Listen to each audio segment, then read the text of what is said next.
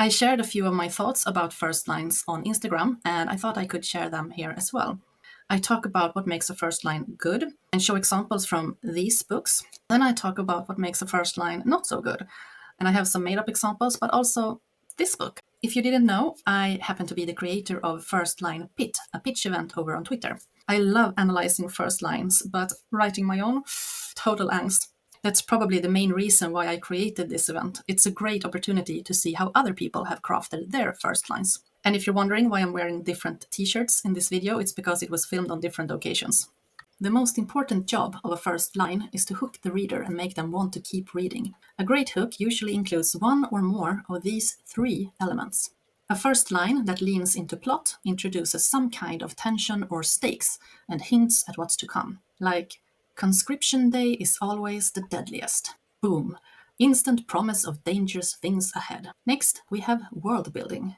We're introduced to something unique about the world, some magic or creature or whatever that makes us want to understand more about it. Like ash fell from the sky. We want to learn what kind of world is this? Why is ash falling? Then we have character, something that makes us curious about the character. Goals, fears, personality. For example, I hate having to dress like a man. Right away, we know something about her. We want to learn why she's forced to dress like a man. It could just show a strong voice, like, that bitch took my soap, which doesn't tell us much about the character, but we definitely get a vibe of a blunt, assertive, and possibly territorial person. Many good first lines combines some or all of these elements, but it's not necessary. Sometimes the short and punchy first lines are the ones that hit the hardest, like, I'm pretty much fucked. Let's talk about what doesn't work.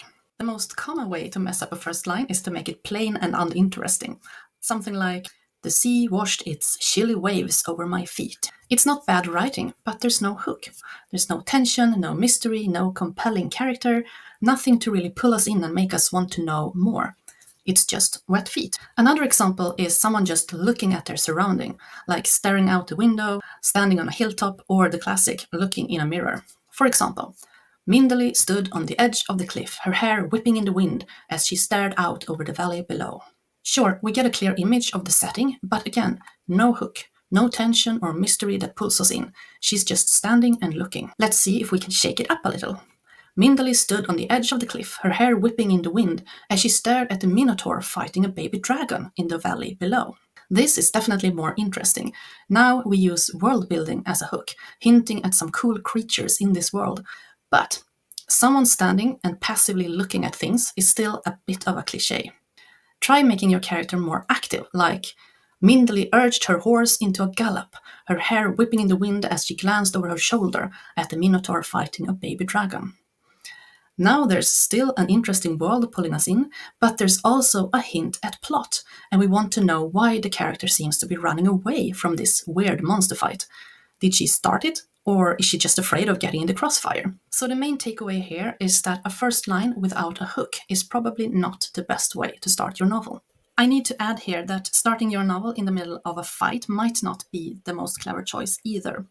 You've probably heard the term in medias res, which basically means to start in the middle of action.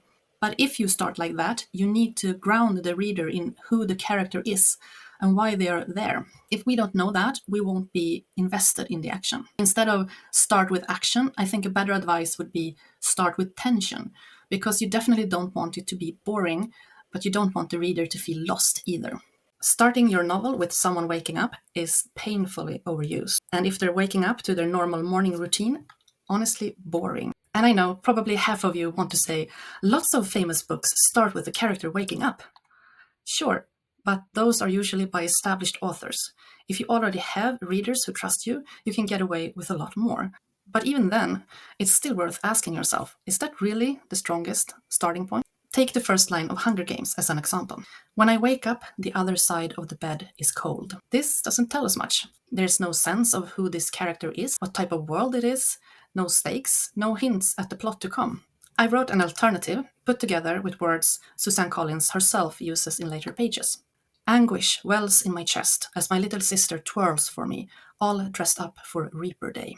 Now we have tension, emotion. We know a bit more about the character. There's a hint at a dark world and a promise of something dangerous ahead.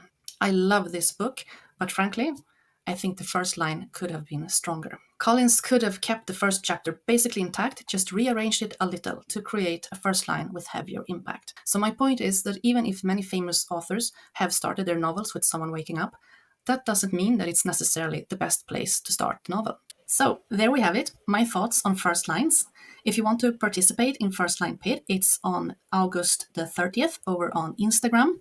And if you're wondering what a pitch event is and how to participate and get agents to like your pitch, let me know. Maybe I'll make a video about that too.